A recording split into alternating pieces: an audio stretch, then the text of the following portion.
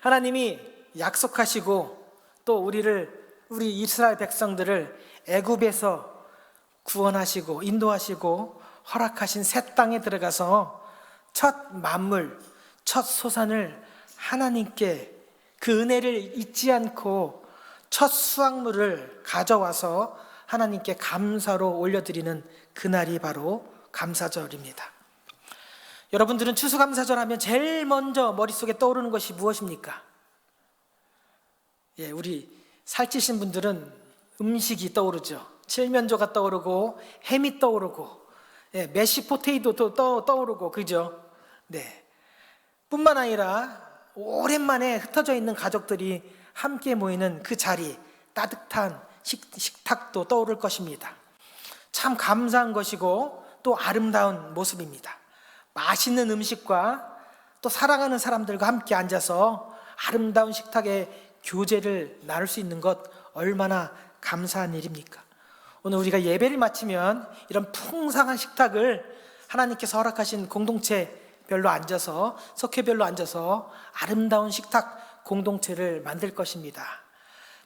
조금 부끄럽더라도 속회별로 앉으셔서 함께 기뻐하며 즐거워하는 그런 잔치 공동체를 만들어 가시길 부탁을 드리겠습니다.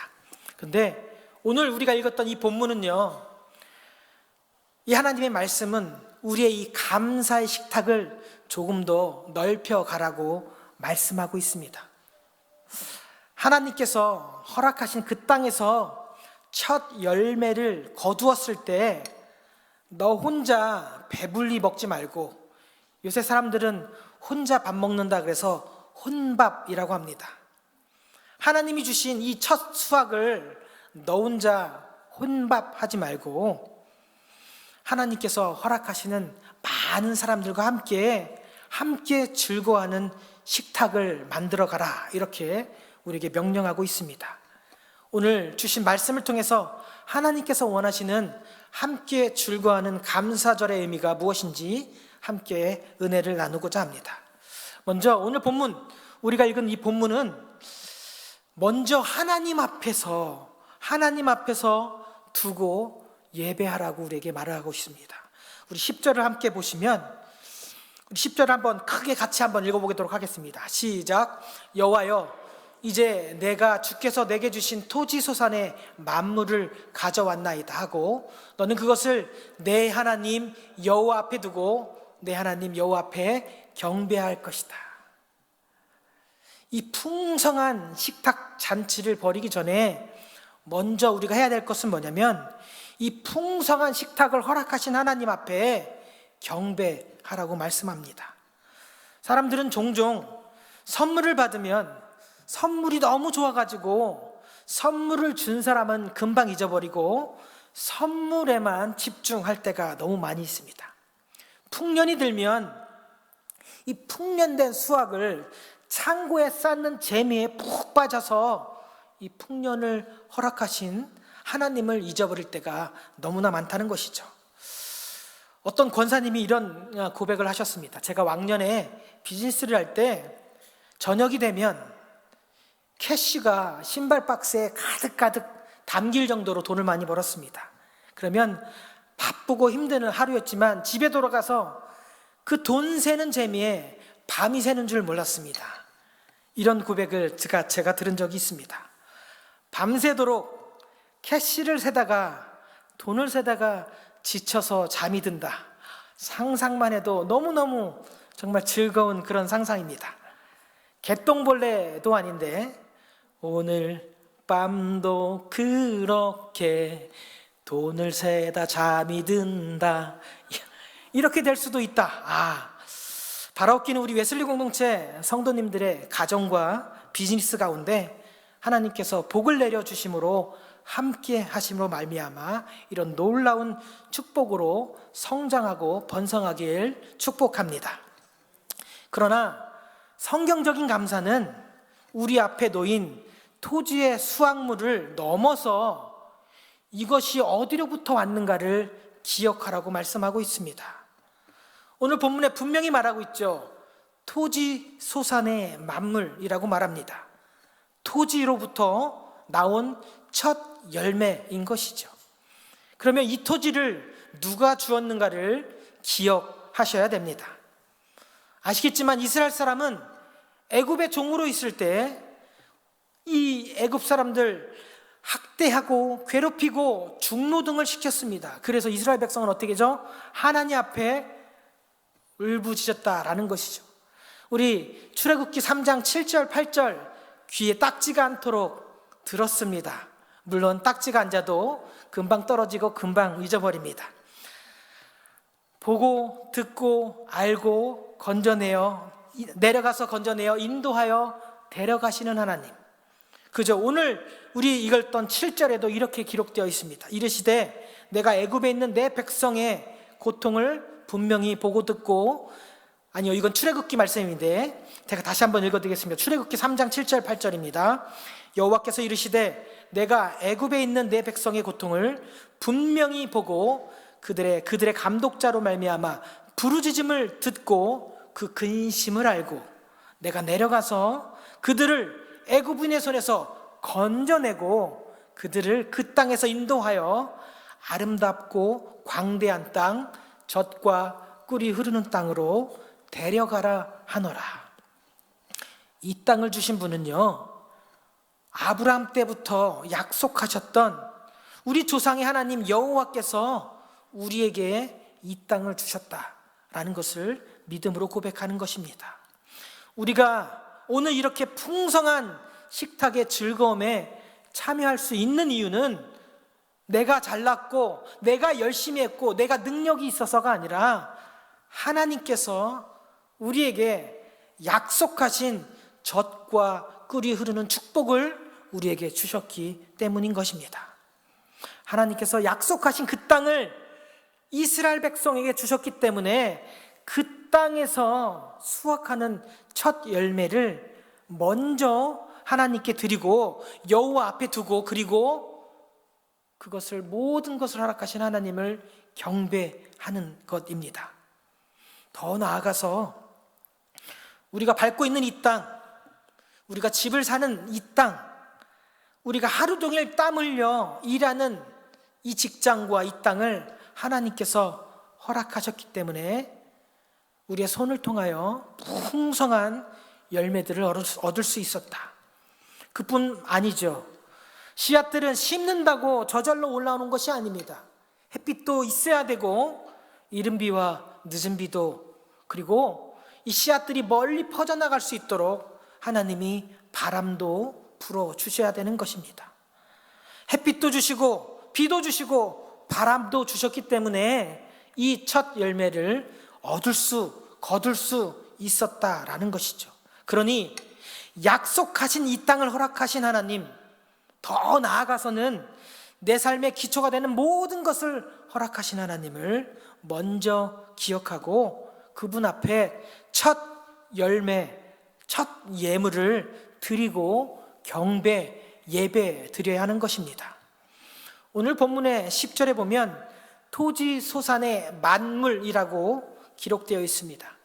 여기에 쓰인 만물이라는 단어는 히브리어로 레시트라는 단어입니다. 레시트를 여러분이 어디선가 들어보셨을 겁니다.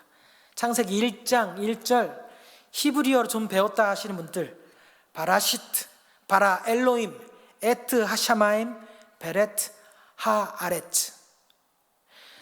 태초에라고 할 때 여기도 베레시트라는 단어가 쓰여 있습니다. 태초에, 처음에 뿐만 아니라 이것은 가장 으뜸의 것, 가장 좋은 것이란 뜻도 담겨져 있습니다. 하나님이 허락하신 그 땅에서 올라오는 수확하는 첫 열매들 중에 가장 으뜸의 것, 가장 좋은 것으로 먼저 하나님께 드려야 되는 것이죠. 이것이 바로 하나님께서 우리에게 원하시는 감사의 제사인 것입니다. 여러분들은 감사절을 맞이해서 먼저 하나님 앞에 가장 좋은 것으로 올려드리고자 하는 마음으로 이 추수감사절을 준비하셨습니까? 그러셨다면 하나님께서는 여러분께서 준비하신 그 예물과 여러분의 그 마음과 여러분의 가정과 여러분의 비즈니스를 전심으로 기뻐 받아주실 것입니다. 뿐만 아닙니다. 이 예물을 먼저 하나님께 올려드렸다면 그 다음엔 우리의 시선이 하늘에서부터 이제는 수평적인 영역으로 내려와야 됩니다. 11절의 명령은 매우 구체적입니다. 11절에 보면 이렇게 기록되어 있습니다. 너희는 레위인과 너희 가운데 거류하는 객과 함께 즐거워할지니라. 하나님은 너와 내 가족들만 즐거워하라고 하지 않습니다. 먼저는 레위인을 초청해야 되는 겁니다. 그런데 신명기에서는 특별히 이 레위에 대한 개념이 민수기나 출애굽기와는 조금 다릅니다. 원래 광야에서는 레위인들의 역할이 뭐였죠? 성막을, 그리고 성막에 관한 모든 일들을 준비하고 주관하는 사람들이었습니다. 그런데 하나님께서 주신 약속의 땅, 젖과 꿀이 흐르는 가나안 땅에 들어가면 이 레위인들은 함께 살지 않고 어떻게 해요? 흩어진 48개 성읍에 흩어져서 살아야 됩니다. 그리고 더 안타까운 것은 그들에게는 하나님께서 땅을 기업으로 주시지 않았습니다. 하나님께서 그들에게 주신 것은 사명을 주셨습니다. 흩어진 이 레위인들은 48개 성에 흩어져서 무엇을 하며 살아야 되냐면 신명기 33장 10절에 이렇게 기록되어 있습니다. 주의 법도를 야곱에게, 주의 율법을 이스라엘에게 가르치며 주 앞에서 분향하고 온전한 번제를 주의 제단 위에 드리리이다. 즉 평상시에는 48개 성읍에 흩어져 살면서 주의 법도, 주의 율법, 즉 하나님의 말씀을 백성들에게 가르치는 사명을 받았다라는 겁니다. 그러다가 절기가 되면 주 앞에 나와서 특별히 이 신명기에서는 어디에 모이냐면 실로라는 곳에 모여서 하나님 앞에 분향하고 제사를 드리는 일을 감당하는 일, 이 사명을 받은 자들이 바로 레위인들이라는 것이죠. 땅이 없으니 당연히 먹을거리를 얻을 수 없는, 땅에서로부터 수확할 수 없는 자들입니다. 그러나 그들은 땅이 아니라 사명이라는 것을 하나님께 물려받았고, 이 사명은 말씀을 가르치는 그런 일들입니다. 그들을 땅에서부터 열매를 거둘 수 없는 그들을 이 특별한 감사의 식탁의 자리에 초대해야 그들과 함께 즐거워하라 라고 하나님께서 명령하셨다라는 것이죠. 기억해 보십시오. 여러분의 삶 가운데 말씀을 가르쳐 주는 분들이 누구입니까? 속회로 모일 때 우리에게 말씀을 가르쳐 주신 분들은 바로 속장, 인도자들, 그리고 속장들, 그리고 우리 주변에 늘 계시는 집사님들, 권사님들, 장로님들이 여러분에게 하나님의 말씀을 권면해 주시고 가르쳐 주는 분들입니다. 내가 힘들고 어려울 때 카톡을 통해서 우리 집사님들, 권사님들, 우리 장로님들 통해서 받았던 하나님의 그 말씀 붙잡고 그 자리에 주저앉아 울며 기도했던 경험들 다들 있을 것입니다.